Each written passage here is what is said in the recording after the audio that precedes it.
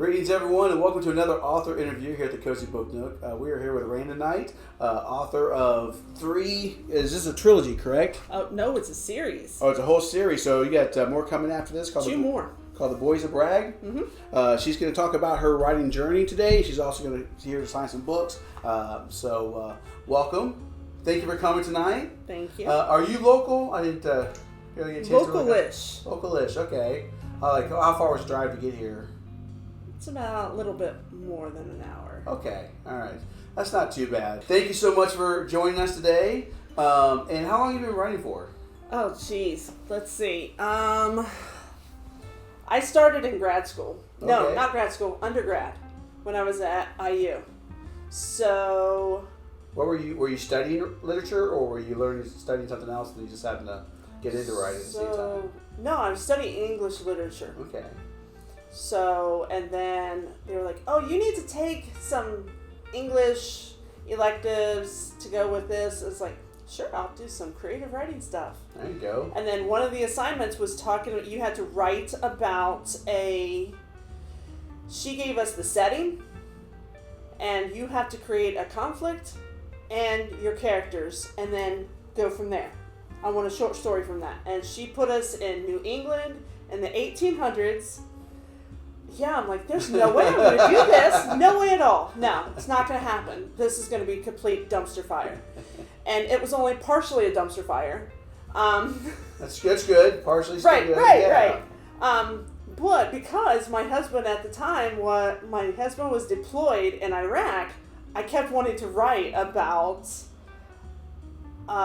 military spouse separated from her husband.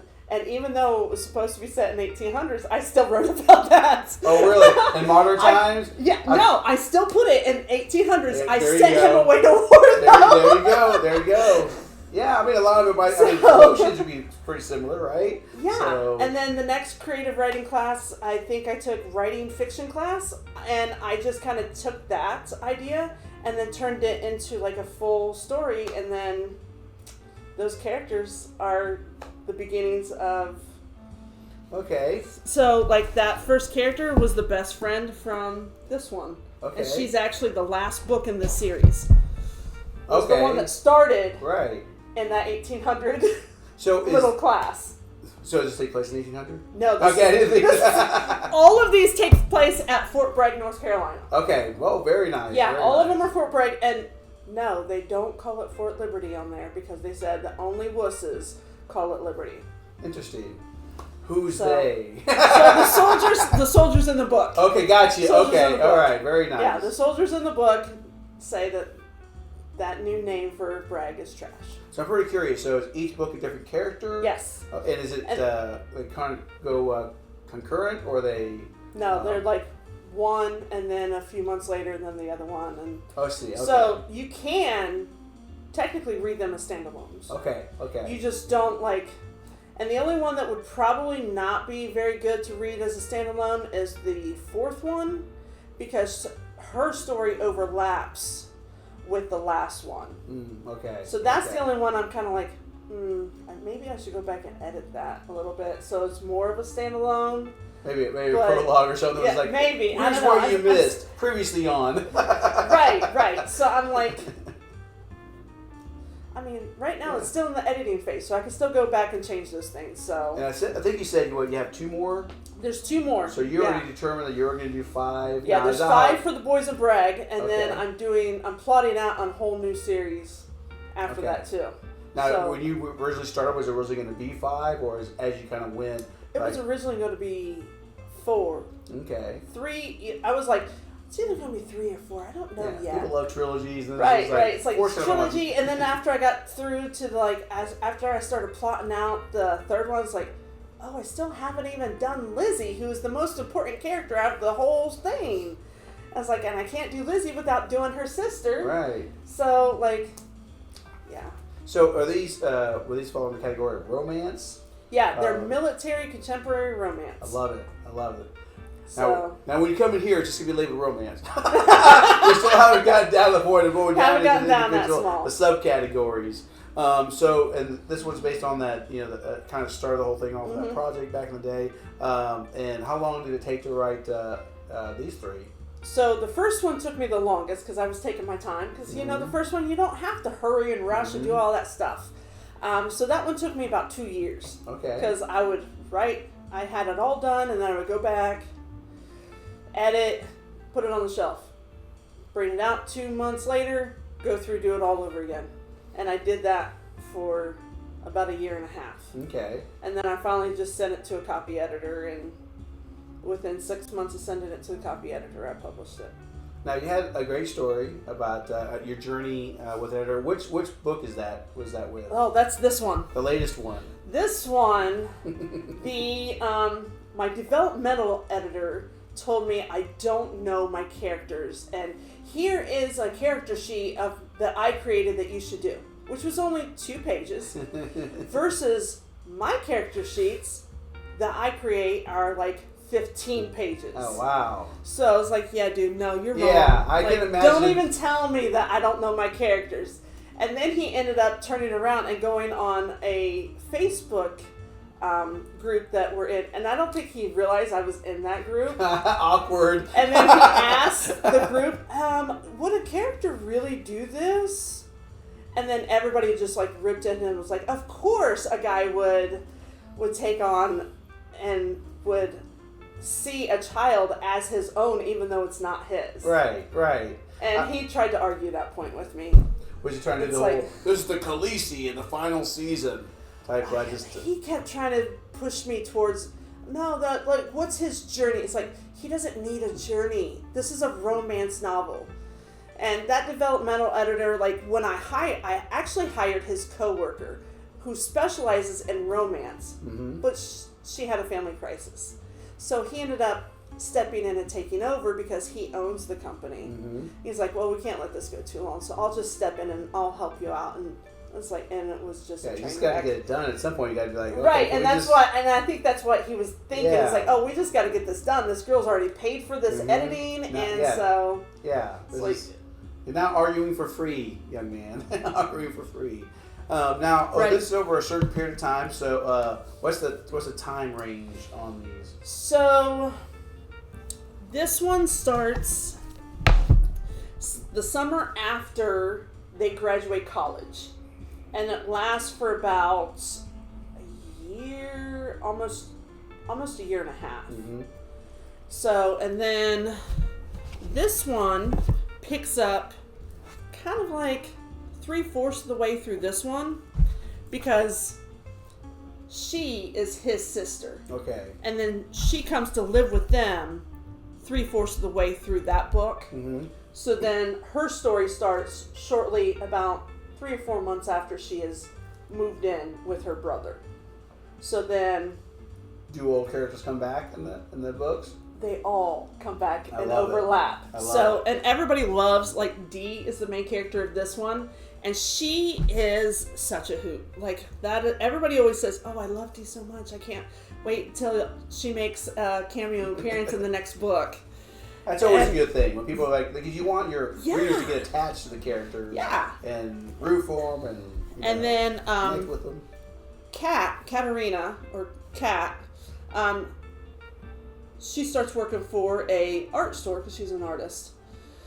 And this is the person who owns the bookstore, or the art store.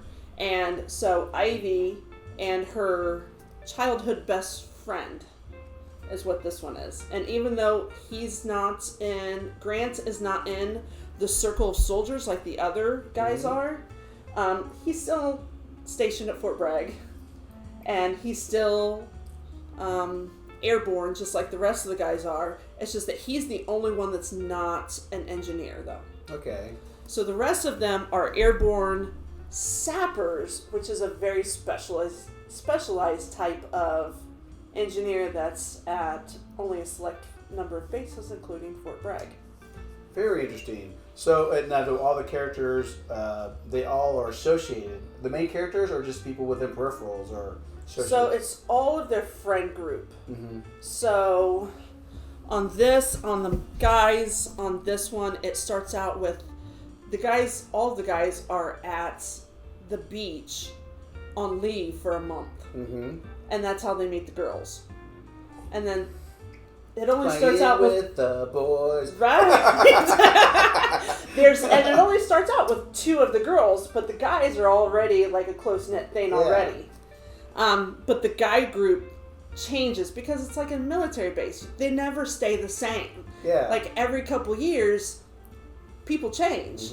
So at the end of this one, because the 2 of the guys are still together at Fort Bragg, so their entire friend group changes once they get to base. And then that's where the other books come in too, because the guys from these come from that second group of friends that they made. Because he's a first sergeant, and his best friend, Josh, who is in book 5. And then it's their entire friend group. So that's what kind of intrigues me, because I used to read W.B. Griffin. He was a military writer. He was a former Marine. He mostly wrote about like Marines, but he had one. It was the Army. It was called, I think, the Brotherhood, and pretty much it was called the lieutenants, the captains, the majors, and pretty much just following the same group of guys that kind of went up the ranks together. Right. And I've always found that fascinating, like how you have that linear timeline, but you kind of jump the stories because you know a lot of times you come across a book.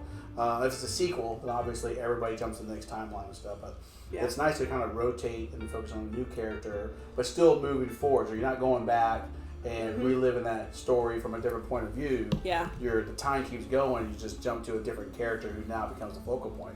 I like that. It's very fascinating. Because you get more of her story in this one too. Okay. Because like, I always end the book with the next character.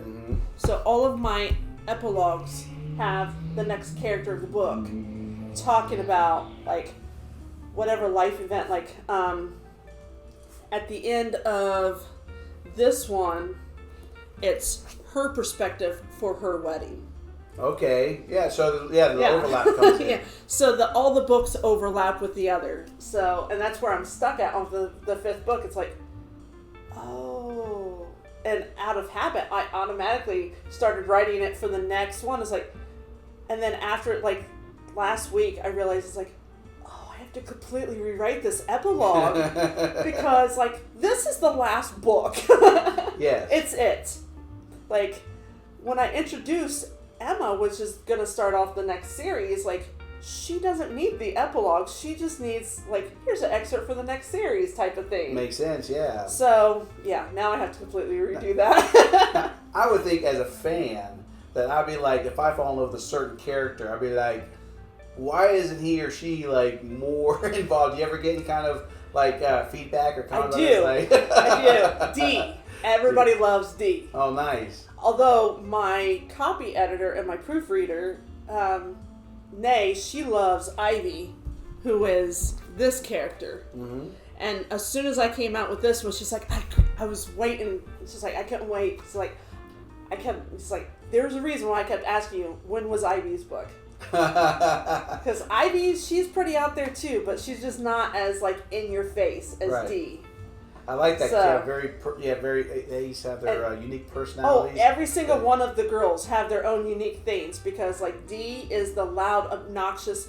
She's that friend that you have to warn new people about. We all have at least one. We all have that one friend. Well, if you're not, then you are that friend. Exactly. And I know that because I am that friend. Right. Here she comes. It's like, now before she gets here, I need to tell you some things about her. Yes. First of all, you that are easily offended, please leave the room. Be careful. That's. Or if you get her approval, then you're allowed to date this person. Now, one thing about writing different, focusing on different characters, they're all women, and it must be interesting to kind of like, you have to jump into almost another body to decide like what they like, as far as what they look for in, a partner, as opposed to the one previously. You got comfortable writing, this is what I like about that partner, and now you're on to the next character, and it'd be too, odd for all three of them to kind of like have the same taste in men. Right? So how that work out? How that? I started that with this one because this one starts with Dee and Lizzie, They're the two best friends. And Josh and Mike are both of their love interests. And they make comments all the time. It's like, I know that you like that tall, dark, and handsome. Not my cup of tea. Like, mine is just sandy brown hair, still the blue eyes, but they're a little different. So the girls acknowledge that they all have different tastes. And they even make jokes. It's like, I mean, to some people he's hot or he's good looking. I mean, to me, he's just Josh. Yeah. Some are personality driven, some are looks driven, some are, right. You know.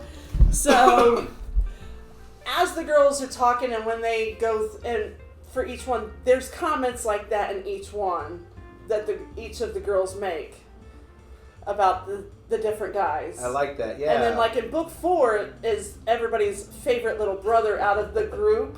Is he Ducky? He gets...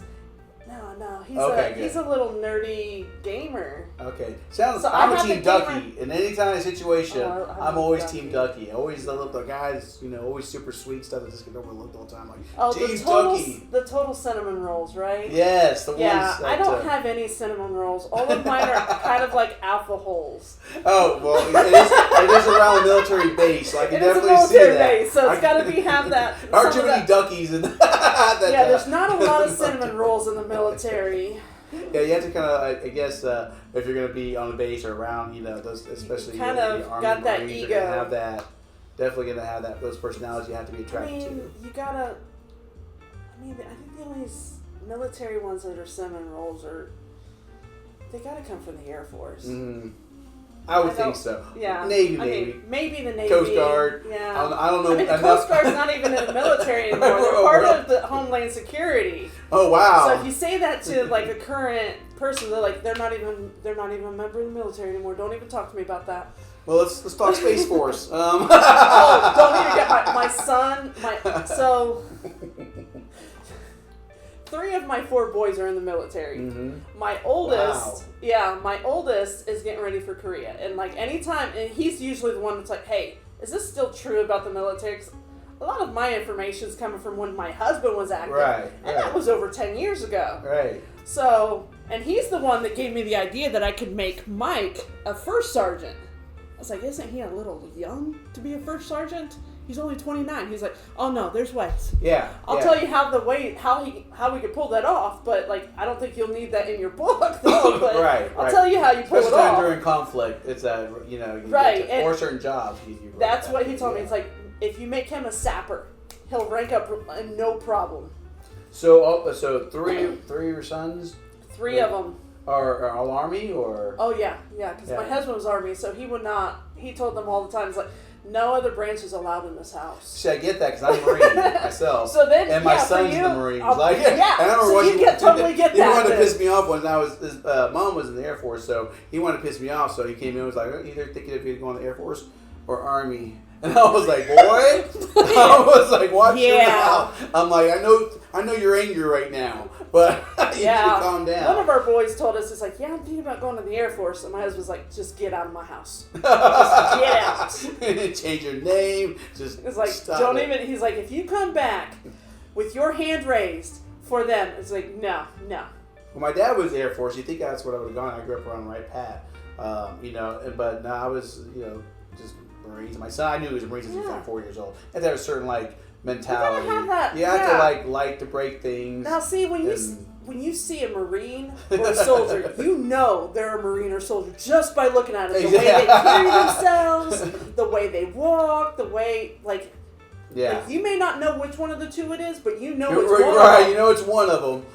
Yeah. I love it. So, I was very proud when my son went in. I can imagine 3 boys. Yeah, 3. All going to the military. Because, it was still, hard for a decision for him to, was that pretty much not until he was about to graduate that he decided. I had always known I was going to go to the military since I was a kid. Because my dad was such a big figure in my life. But, with my son and stuff, it was like, I didn't really push it as much. It wasn't really a military home because neither one of us were active duty at the time. Right.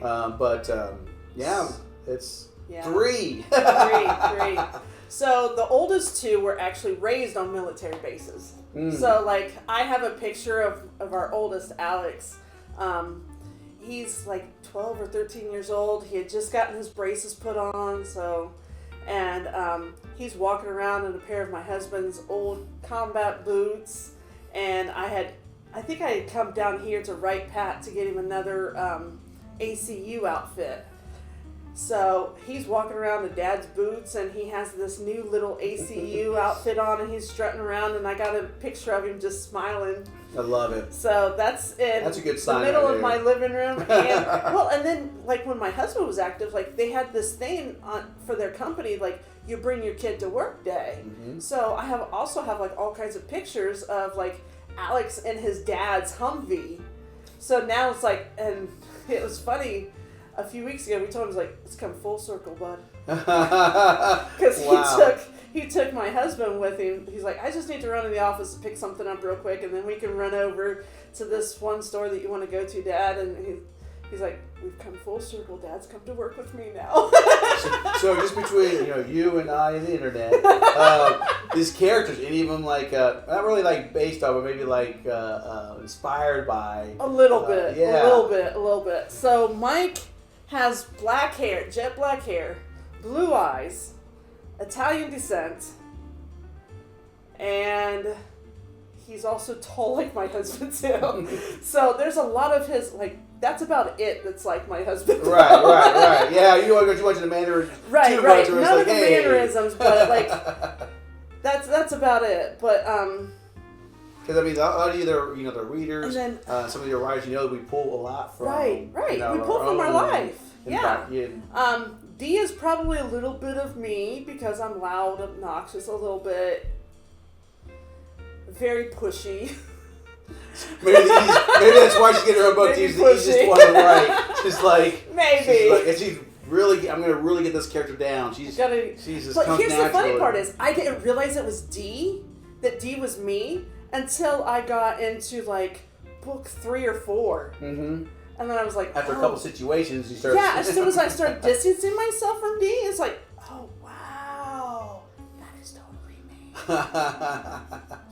me. Which is funny because when I started writing the short story when I was at IU, Lizzie was totally me. Mm-hmm. Through and through, which is probably why, and I actually originally wanted the series to start with Lizzie, but she wouldn't talk to me. Mm-hmm. But now I realize why, because I'm not Lizzie, I'm evidently D, so, because like she just wouldn't shut up after she started talking. Even after I was finished with her. No, it's time to move on to Katerina. Time for her story. And no, she would not shut up. She kept talking. I'm like, it's not your story anymore. It's like, yes, it is. She's like, yeah. She's like, oh no, I have things to say about Little Miss Cat. I have things to say about Braxton. Like, so, are there any obviously there are probably conflicts in there. Any conflicts between the characters themselves with each other? Oh, that comes later. Okay. So starting in about book 3, they all start hating on Josh. Poor Josh. Josh becomes the resident hater, and everybody starts picking on him and calling him out on. I mean, they need to call him out on the stuff. He is being a douchebag. Yeah. And he is kind of being a jerk. He's that character development, that arc. Right. You gotta have that. Sometimes you gotta be forced. Right. Sometimes you need your friends to help you realize that you're an idiot.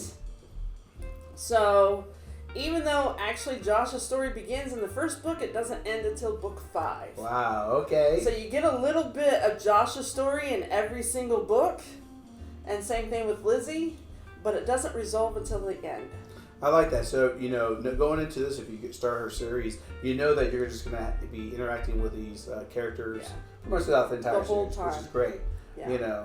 Because, sometimes you get attached to certain characters and then they die off screen, or, between movies, or they get kind of just kind of fade off in the background, but that's the one that you maybe attach to the most. So one thing I like about series like the one I was talking about too is that you get tied in with these characters, and each book, you get to see how they grow, even if it's in the background, the peripheral. You can kind of see how they mature, if they mature, and change on spice level. So spice level in your books, Where we at here? Oh, so spice level. So my spice level is always like, I feel like it's at like a 6.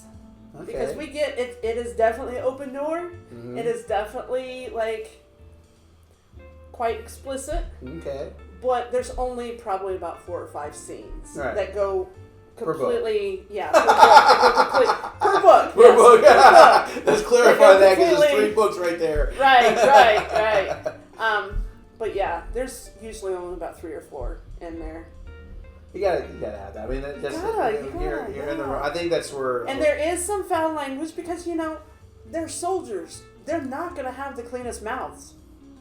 Yeah, I actually my books are probably not as realistic in that sense, just because I hear my mom every time I start writing. It's like, son. I did that a little bit, and like when my grandma was alive, and every time she would ask me about it, like I would kind of shy away from telling her exactly what they were about. She's like, but I really. And then it was funny because she was getting towards the last 2 years of her life. She was like going to dialysis and. She was telling everybody about it. I was like, Grandma, I don't know if everybody can actually, if they really want to read that level of spice. I'm glad you're proud, and I appreciate the promo, but make sure you tell them that it's smutty. I love it. So I do have at least one question I pretty much ask like every author. Okay. If you're a pantser or a plotter. Oh, so with the first book, I was total pantser. I was just pulling it out as I went. But the more I write, the more I'm becoming a plotter, because I realized that by not plotting out the whole series, I left plot holes. Yeah. And like I realized like now I'm getting ready to start a new series, and I kind of wrote myself into a corner because in this book, his childhood best friend is starting the first book in the next series. I spelled his name wrong. Well, that's what it is now forever. Evidently, he goes by his Greek version of his name because his name is Andrew, but his dad is Italian. His mom is Greek. So it's like, well, I guess I could just say that mom just calls him that, and so a lot of people just start calling him Andreas instead of Andrea. It's like, or having like interact with somebody like, oh, people always get that wrong. Don't worry about it. Yeah, so I'm trying to figure out how I want to fix that. So it's like, oops. Oh yeah, that's one of the things. Yeah, I definitely can see that being like after 3 books, like. Oh crap! Yeah. Now I'm kind of stuck with this. Yes, or like you put them in, you put them in the corner, or you change their eye color or something like that. I think that's I did that with Ivy in the 3rd book because originally in the rough draft I gave her green eyes, and I was like, yeah, I don't really like that anymore. So then I switched it back to brown, and then I had to literally I started making notes every time it said brown eyes. Leaving notes for my editor and tell him, make sure all of anything pertaining to her eyes, that she has brown eyes. She has brown, yes. So your character sheet, is that something like you started with, or something that you maybe started with a template that kind of grew off of? I started with a template, and then it just keeps growing. Yeah. And like another author friend of mine, she invited me to do this virtual character thing with this really cool, and I can't even remember her name. But she was British, and she was cool and funky, and it was kind of awesome. And she gave us all these tools. And I think it's because she was kind of using us as guinea pigs. Because she kept telling us, like, tell me what it is I need to fix, what we need to do. Because she's like, eventually I want to publish this. Mm-hmm. So I really just took her templates and just kind of tweaked those to how I want them.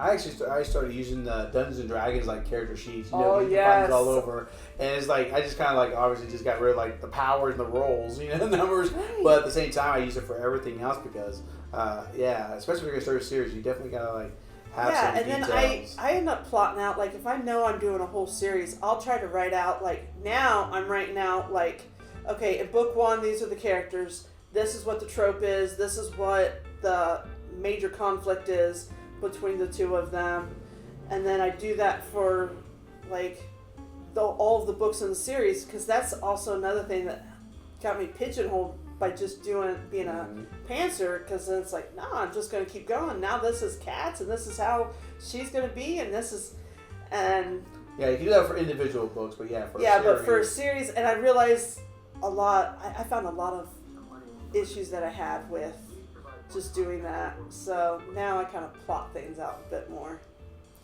So when does 4 come out?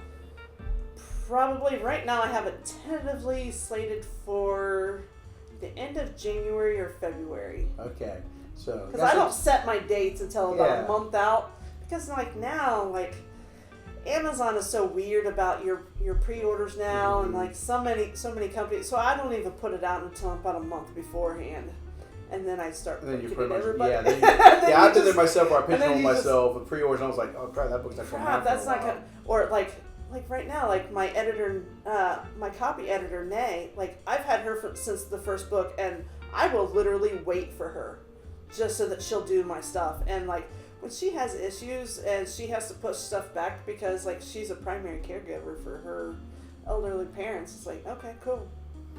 So coming out, I like the fact that it's coming out in January, February, because that gives people enough time to kind of read through them if they want to kind of catch up before then.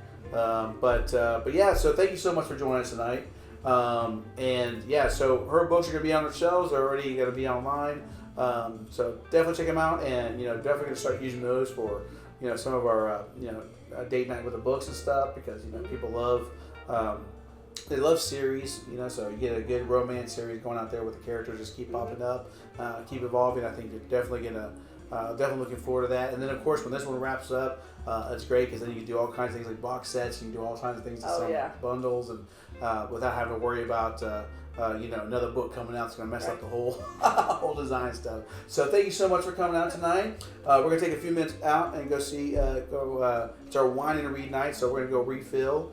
I am. I've been talking too much. I know. I've been sipping the whole time. It's like I don't usually get to. I tend to talk a lot, so it's like I'm going to make sure I drink more this time. I mean, you achieved that. I did. It's all about achieving your goals. And that's what all these interviews are about, is learning how each one of us reach our goals individually. So, Randa, thank you so much for coming out. I appreciate you joining us tonight and bringing your books. Like I said, we're going to have her books on our shelves and online as well. So definitely check it out. We're going to have all of our links in the description below. So feel free to go down and take a look at all our websites and socials down there to make you show your support. And look forward to seeing you when the new book comes out. And then definitely have you get in here again. Hope maybe for a book launch, maybe for just when the book comes out. But definitely want to get that next volume out. So we're pretty excited. So Randa, thank you so much for coming out. Thank you. And thank you all for joining us. And we will see you next time for the next other interview. Have a good night, guys. I'll see you later.